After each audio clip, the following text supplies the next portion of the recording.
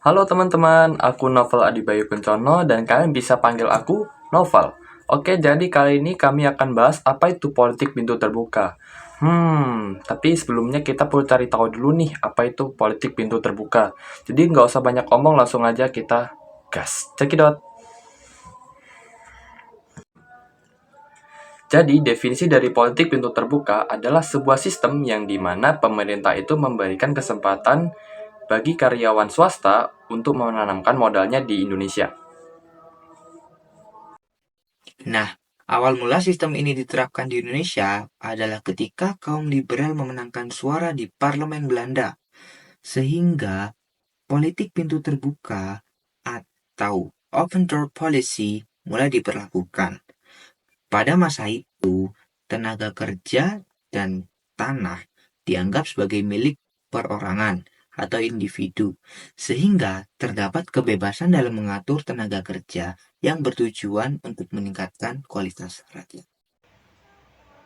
Pemerintah Belanda juga sempat mengeluarkan beberapa undang-undang, di antaranya adalah yang pertama itu adalah Undang-Undang Perbendaharaan atau yang bisa kita sebut juga sebagai Compatibility Wet pada tahun 1864 yang mengatur setiap anggaran belanja Hindia dan Belanda yang melarang mengambil keuntungan dari tanah jajahan.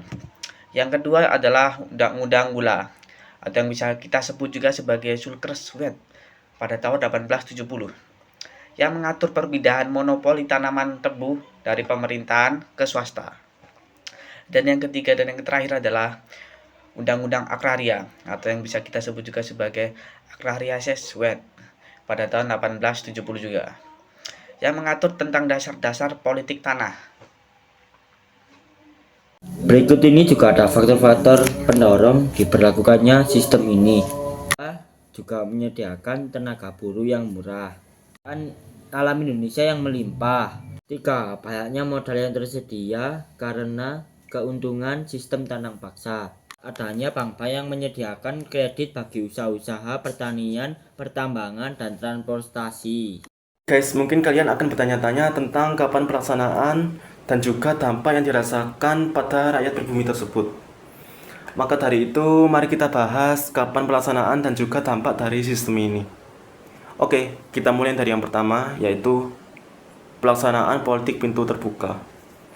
Pelaksanaan politik pintu terbuka berlangsung antara 1870 saat peresmian Undang-Undang Agraria hingga 1900. Nah, sehingga pengusaha swasta dari barat mulai berdatangan ke Hindia Belanda dan mereka menanamkan modal dengan membuka sebuah perkebunan yang berisikan teh, kopi, tebu, dan lain-lain.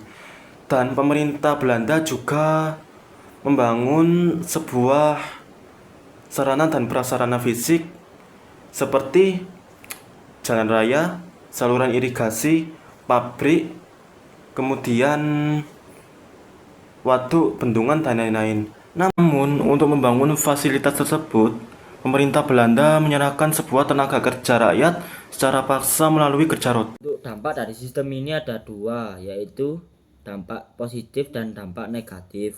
Untuk dampak positifnya adalah sistem tanam paksa yang memberatkan rakyat dihapuskan. Lalu rakyat mengenal sistem uang dan rakyat mengenal rakyat barang ekspor impor dan banyak dibangunnya infrastruktur. Negatifnya adalah rakyat semakin menderita karena tekanan yang berat, adanya eksploitasi dan rakyat pribumi secara besar-besaran.